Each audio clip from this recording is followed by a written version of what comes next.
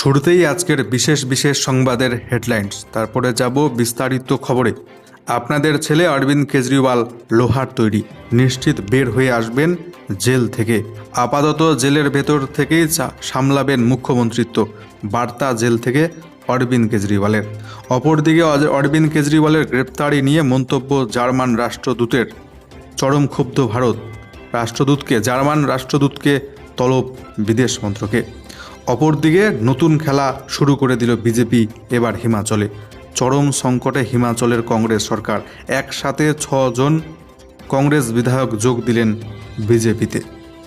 অপরদিকে তৃতীয় দফার প্রার্থী তালিকা ঘোষণা করল রাজ্যে বামফ্রন্ট। চরম বিপাকে প্রাক্তন তৃণমূল সাংসদ, তৃণমূল নেত্রী মহুয়া মৈত্র। একসাথে মহুয়া মৈত্রের বাড়ি এবং কার্যালয়ে হানা দিল সিবিআই। অপরদিকে রাজ্যের একাধিক মন্ত্রী, নেতা, হেভিওয়েট মন্ত্রী বর্তমানে জেলবন্দি। এবার পালা রাজ্যের আরও এক মন্ত্রীর। 14 ঘন্টা তল্লাশিতে রাজ্যের এই মন্ত্রীর বাড়ি থেকে উদ্ধার, বাজেয়াপ্ত হলো 41 লক্ষ টাকা, দাবি ইডির। অপরদিকে বিষ-মদ কাণ্ডে মৃত বেড়ে 21, প্রশাসনের ভূমিকা নিয়ে উঠছে প্রশ্ন। এছাড়াও বিজেপির ফান্ডে টাকা দিচ্ছে ঔষধ কোম্পানিগুলি, ইলেকটোরাল বন্ডের নামে কোটি কোটি টাকা বিলি। এদিকে চড়া দামে ওষুধ কিনতে হচ্ছে গরিব মধ্যবিত্তকে। অপরদিকে ভয়ানক জঙ্গি হামলা, মৃত বেড়ে 150। ইডি হেফাজত থেকেই আপাতত মুখ্যমন্ত্রী তো সামলাবেন কেজরিওয়াল, জানাচ্ছেন জেল থেকেই। বিস্তারিত জানাচ্ছি। এছাড়াও রাজ্যের বেশ কিছু জেলায় আজকে ভারী বৃষ্টির সম্ভাবনা, ঝোড়ো হাওয়া বয়ে যেতে পারে কিছু কিছু জেলায় কালবৈশাখীর সম্ভাবনা। নতুন এসে থাকলে চ্যানেলটিকে সাবস্ক্রাইব করতে ভুলবেন না। শেষ পর্যন্ত জুড়ে থাকুন খবরগুলো বিস্তারিত দেখবার জন্যে। আপনাদের ছেলে অরবিন্দ কেজরিওয়াল লোহায় তৈরি, ঠিক বেরিয়ে আসবে ইডি হেফাজত থেকে, বার্তা অরবিন্দ কেজরিওয়ালের। আপাতত ইডি হেফাজত থেকে সামলাচ্ছেন মুখ্যমন্ত্রিত্ব পদ। আবগারি দুর্নীতি মামলায় গত বৃহস্পতিবার গ্রেপ্তার হয়েছেন দিল্লির মুখ্যমন্ত্রী। তারপর থেকেই প্রথম মুখ খুললেন দিল্লির মুখ্যমন্ত্রী। স্ত্রী সুনিতা কেজরিওয়াল মারফত ইডি হেফাজত থেকে দিল্লির জনতা এবং আম আদমি পার্টির কর্মী সমর্থকদের উদ্দেশ্যে বার্তা পাঠিয়েছেন অরবিন্দ কেজরিওয়াল। শনিবার কেজরিওয়ালের পাঠানো সেই বার্তা সকলকে দেন তার স্ত্রী সুনিতা দেবী। বার্তায় দিল্লির মুখ্যমন্ত্রী বলেছেন, আমার প্রিয় দেশবাসী, গতকাল আমায় গ্রেপ্তার করা হয়েছে। আমি ভেতরে থাকি বা বাইরে, সর্বক্ষণ দেশের সেবা চালিয়ে যাব। আমার জীবনের প্রতিটি মুহূর্ত দেশের জন্য সমর্পিত। আজ পর্যন্ত জীবনে অনেক সংঘর্ষ করেছি, আগামী দিনেও করব সংঘর্ষ। এই কারণে এই গ্রেপ্তারি আমায় আশ্চর্য করছে না। আমাদের দেশের মধ্যেই অনেক শক্তি রয়েছে যারা দেশকে পিছিয়ে দিতে চাইছে, কিন্তু আমাদের সম্মিলিতভাবে সেই প্রচেষ্টা রুখে দিতে হবে। দিল্লির মা বোনেরা হয়তো ভাবছেন কেজরিওয়াল জেলে চলে গিয়েছে, এবার কি হবে, পরিষেবা পাবো কিনা। তাদের আমি আশ্বস্ত করতে চাই, কোনো জেলের গারদই আমাকে মানুষের সেবা করা থেকে বিরত রাখতে পারবে না। আপনাদের ভাই, আপনাদের ছেলে লোহার তৈরি, খুব শীঘ্রই বেরিয়ে আসবে হেফাজত থেকে। মন্দিরে প্রার্থনা করবেন। ইতিমধ্যে 28শে মার্চ পর্যন্ত ইডি হেফাজতে অরবিন্দ কেজরিওয়ালকে পাঠিয়েছে আদালত। এদিকে অরবিন্দ কেজরিওয়াল এক ইডি আধিকারিকের বিরুদ্ধে তার প্রতি দুর্ব্যবহারের অভিযোগ তুলে তাকে অপসারণের দাবি তুলেছেন। সর্বশেষ পাওয়া খবর পর্যন্ত জানা যাচ্ছে, আপাতত ইডি হেফাজত থেকে সরকারি কাজ শুরু করে দিলেন মুখ্যমন্ত্রিত্বের কাজ শুরু করে দিলেন অরবিন্দ কেজরিওয়াল। আবগারি দুর্নীতি মামলায় আদালতের নির্দেশে ইডি হেফাজতে রয়েছেন কেজরিওয়াল। যদিও আপ নেতৃত্বের তরফে জানিয়ে দেওয়া হয়েছে মুখ্যমন্ত্রী পদ থেকে পদত্যাগ করবেন না কেজরিওয়াল, জেল থেকেই সরকার চালাবেন তিনি। সেই মতো রবিবার ইডি হেফাজতে থাকাকালীন পানীয় জল বিভাগ সংক্রান্ত একটি নির্দেশ জারি করলেন অরবিন্দ কেজরিওয়াল। একটি চিঠি মারফত সেই নির্দেশিকা জারি করেছেন তিনি। আজ রবিবার সেই বিষয়ে সাংবাদিক সম্মেলন করে বিস্তারিত জানাবেন আম আদমি পার্টির মন্ত্রী আতিশি। এবার হিমাচলে নতুন খেলা শুরু করে দিল বিজেপি তথা গেরুয়া শিবির। বিজেপিতে একসাথে যোগ কংগ্রেসের 6 বহিষ্কৃত বিধায়কের। এছাড়াও 3 নির্দল প্রার্থীও যোগ দিলেন বিজেপিতে। সরকার বাঁচাতে চরম সংকটে কংগ্রেস হিমাচলে। নতুন খেলা বিজেপির। হিমাচল প্রদেশের কুর্সির লড়াইয়ে নতুন মোড়। এবার বিজেপিতে যোগ দিলেন একসাথে কংগ্রেস থেকে বহিষ্কৃত 6 বিধায়ক। এছাড়াও 3 নির্দল প্রার্থী এদিন যোগ দিয়েছেন বিজেপিতে। উপস্থিত ছিলেন হিমাচলের প্রাক্তন মুখ্যমন্ত্রী জয়রাম ঠাকুর, কেন্দ্রীয় মন্ত্রী অনুরাগ ঠাকুর। মোট এই 9 জন প্রাক্তন বিধায়ক সরাসরি বিজেপিতে যোগ দেওয়ায় লোকসভার মুখে হিমাচল কংগ্রেসের চাপ অনেকটাই বাড়ল।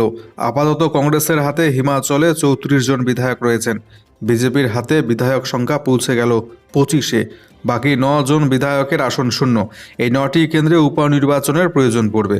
সূত্রের দাবি, ওই 9 কেন্দ্রে কংগ্রেসের 6 বহিষ্কৃত এবং 3 নির্দলকেই দাঁড় করাবে বিজেপি।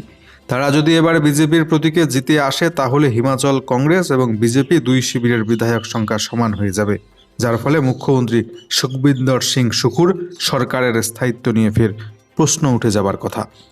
কংগ্রেসের সংকটের এখানেই শেষ নয়। জানা যাচ্ছে গোপন সূত্রে বিজেপি হিমাচলে আরও একবার অপারেশন কমলের চেষ্টা করছে। আরও কয়েকজন বিধায়কের সঙ্গে যোগাযোগ করছে বিজেপি। আর কয়েকজন বিধায়ককে ভাঙিয়ে আনতে পারলেই হিমাচলের কংগ্রেস সরকারের সংকট ঘনীভূত হবে, ক্ষমতা দখল করবে বিজেপি। চরম বিভাগে তৃণমূল নেত্রী তথা তৃণমূলের প্রাক্তন সাংসদ মহুয়া মৈত্র। মহুয়া মৈত্রের বাড়ি এবং দপ্তরে একসাথে সিবিআই হানা। টাকার বদলে প্রশ্ন মামলা প্রাক্তন তৃণমূল সাংসদ মহুয়া মৈত্রের কলকাতার বাড়িসহ তার সম্পর্কিত একাধিক জায়গায় হানা দিচ্ছে সিবিআই। দুদিন আগেই এই মামলায় তার বিরুদ্ধে এফআইআর দায়ের করা হয়েছিল কেন্দ্রীয় তদন্তকারী সংস্থার তরফে। শনিবার তার আলিপুরের বাড়িতে সিবিআই তল্লাশি অভিযানে হাজির হয়েছে। এছাড়াও দেশজুড়ে একাধিক জায়গায় চলছে তল্লাশি। লোকপালের নির্দেশ পাওয়ার পর এই মামলার তদন্তে নড়েচড়ে বসে প্রশাসন। গত বছর টাকার বদলে ঘুষ নিয়ে প্রশ্ন করার অভিযোগে সাংসদ পদ খারিজ হয়েছিল মহুয়া মৈত্রের।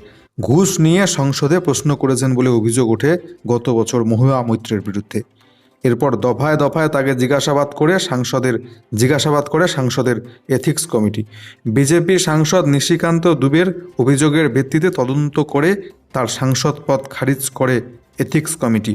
যদিও কেন্দ্র সরকারের বিরুদ্ধে লোকসভায় সরব হওয়ায় প্রতিহিংসার জেরে ষড়যন্ত্রের ফলে এই সিদ্ধান্ত নেওয়া হয়েছে বলে অভিযোগ করছে তৃণমূল।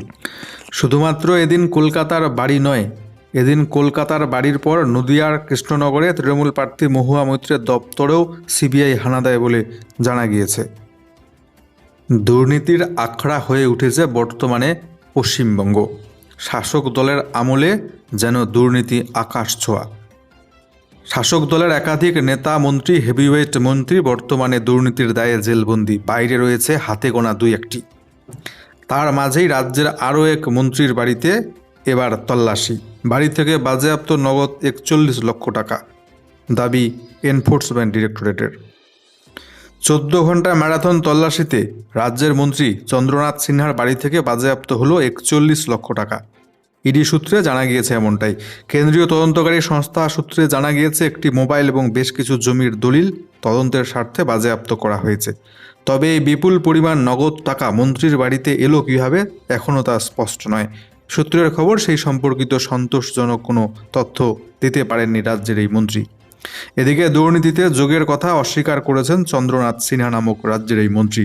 তবে তদন্তে সম্পূর্ণ সহযোগিতা করবেন বলে তিনি আশ্বাস দিয়েছেন। শুক্রবার সকাল 9:45 নাগাদ ইডি আধিকারিকরা বোলপুরে বীরভূম জেলা তৃণমূল সভাপতি অনুব্রত মণ্ডলের পাড়ায় পৌঁছে যান। 3টি গাড়ি করে আসা ইডি আধিকারিকরা এরপর বোলপুরের নিচু পট্টিতে থাকা মন্ত্রী চন্দ্রনাথ সিনহার বাড়িতে হানা দেয়। কিছুক্ষণের মধ্যে এলাকা ঘিরে ফেলে কেন্দ্রীয় বাহিনীর জওয়ান। ইডি সূত্রে জানা গিয়েছে, নিয়োগ ও দুর্নীতির তদন্তে রাজ্যের ক্ষুদ্র এবং মাঝারি শিল্পমন্ত্রী চন্দ্রনাথ সিনহার যোগ থাকার তথ্য উঠে এসেছে। ইডি সূত্রে জানা গিয়েছে, নিয়োগ দুর্নীতি মামলায় ইতিমধ্যে গ্রেপ্তার কুন্তল ঘোষের কাছে পাওয়া ডায়েরিতে 100 জনের বেশি নাম রয়েছে। তার মধ্যে রয়েছে মন্ত্রী চন্দ্রনাথ সিনহার নাম। অপরদিকে অরবিন্দ কেজরিওয়ালের গ্রেপ্তারি নিয়ে মন্তব্য জার্মান রাষ্ট্রদূতকে তলব করল ভারতের বিদেশ মন্ত্রক। লোকসভা নির্বাচনের মুখে দিল্লির মুখ্যমন্ত্রী অরবিন্দ কেজরিওয়ালের গ্রেপ্তারির পর মুখ খুলেছে জার্মানি।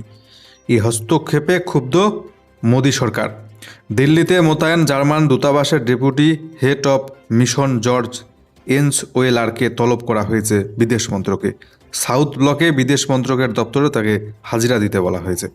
কেজরিওয়ালের গ্রেপ্তারির পর জার্মানির বিদেশ মন্ত্রকের এক মুখপাত্র সেবাস্তিয়ান ফিশার বলেছেন, জার্মানি দিল্লির মুখ্যমন্ত্রী অরবিন্দ কেজরিওয়ালের গ্রেপ্তারির বিষয়টি পর্যবেক্ষণ করছে।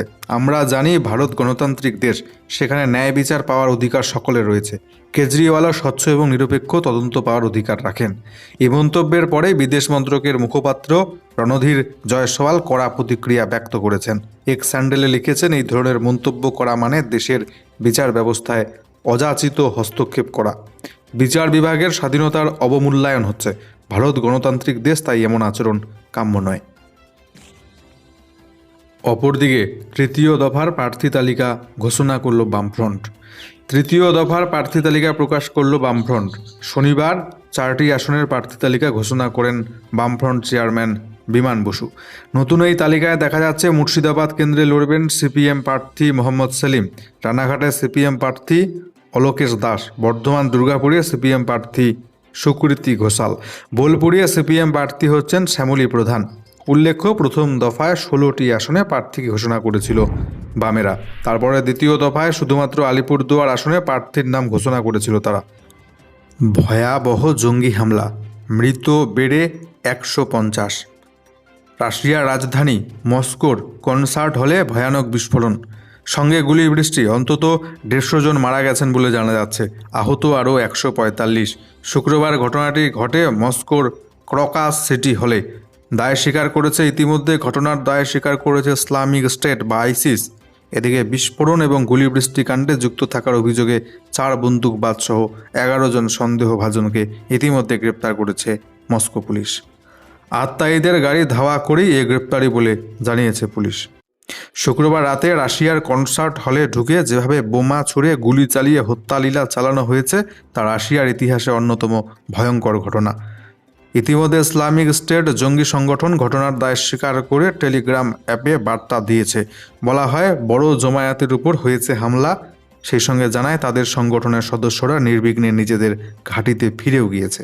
যদিও পুলিশ 4 বন্দুকবাজ সহ 11 জন সন্দেহভাজনকে গ্রেপ্তার করেছে। গাড়ি থেকে উদ্ধার হয়েছে প্রচুর অস্ত্র। অপরদিকে বিষ মদ পান করে মৃত 21। পাঞ্জাবে বিষাক্ত বিষ মদ কাণ্ডে মৃতের সংখ্যা বেড়ে 21। উঠছে প্রশ্ন প্রশাসনের ভূমিকা নিয়ে। পাঞ্জাবে বিষাক্ত মদ কাণ্ডে মৃতের সংখ্যা বেড়ে হলো 21। এখনও হাসপাতালে ভর্তি রয়েছেন বহু। হাসপাতাল সূত্রে খবর, তাদের মধ্যে কয়েকজনের অবস্থা আশঙ্কাজনক, ফলে মৃতের সংখ্যা বাড়বে বলে করা হচ্ছে আশঙ্কা। বুধবার পাঞ্জাবের সাংরুরে বিষাক্ত মদ খেয়ে অসুস্থ হয়ে পড়েন 40 জনের বেশি। ঘটনার পর সাংরুরে হুলস্থুল পড়ে যায়। স্থানীয় বাসিন্দাদের অভিযোগ, এলাকায় দীর্ঘদিন ধরেই বেআইনি মদের কারবারি রমরমিয়ে চলছিল। বিষমদ কাণ্ডে এখনও পর্যন্ত পুলিশ 4 জনকে গ্রেপ্তার করেছে, জিজ্ঞাসাবাদ চলছে। সূত্রের খবর, ধৃতদের জেরা করে একটি বাড়ির সন্ধান পাওয়া গিয়েছে। ইতিমধ্যে 21 জনের মৃত্যু হয়েছে বলে জানা যাচ্ছে।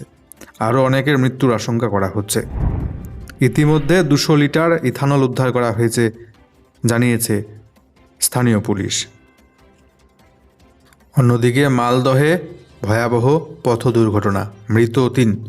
মর্মান্তিক দুর্ঘটনায় মৃত্যু হলো 3 জনের।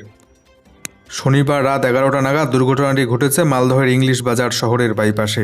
এলপিজি ভর্তি ট্যাঙ্কারের পেছনে নিয়ন্ত্রণ হারিয়ে ধাক্কা মারে একটি 4 চাকা গাড়ি। 4 চাকা গাড়িতে ছিলেন মোট 3 জন ব্যক্তি। 3 জনের ঘটনাস্থলেই মৃত্যু হয়েছে। পুলিশ জানিয়েছে, মৃতদের নাম সঞ্জয় মণ্ডল, শেখ লিয়াকত এবং শেখ আকরাম। গাড়ির চালক সঞ্জয় ইংলিশ বাজার থানার কমলাবাড়ি এলাকার বাসিন্দা বলে জানা যাচ্ছে। বাকি 2 জনের বাড়ি মালদহের মোথাবাড়ি থানা এলাকায়। ইংলিশ বাজার থানা দুর্ঘটনাগ্রস্ত যানবাহন দুটিকে আটক করে থানায় নিয়ে গিয়েছে। ইলেকটোরাল বন্ড মারফত বিজেপির ফান্ডে কোটি কোটি টাকা ঢালছে ঔষধ কোম্পানিগুলি, আর চড়া দামে ওষুধ কিনতে হচ্ছে আপনাকে, আমাকে, গরিব মধ্যবিত্তকে।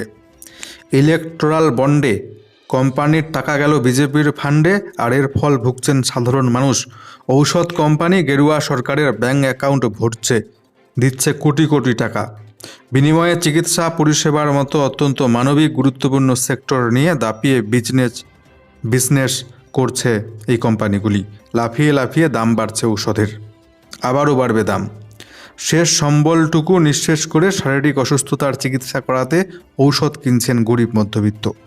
তাতে অবশ্য বিজেপি সরকারের কোনো হলদেল নেই। মোদি পরিবার নাম দিয়ে মানুষের জীবন নিয়ে ছিনিমিনি খেলা চলছে। ইলেকটোরাল বন্ডে যারা বিজেপিকে টাকা দিয়েছে তাদের মধ্যে সামনের সারিতে নাম রয়েছে ডক্টর রেড্ডিস ল্যাবস। তারা দিয়েছে 84 কোটি টাকা বিজেপির ফান্ডে। টরেন্ট ফার্মাসিউটিক্যাল দিয়েছে 78 কোটি টাকা।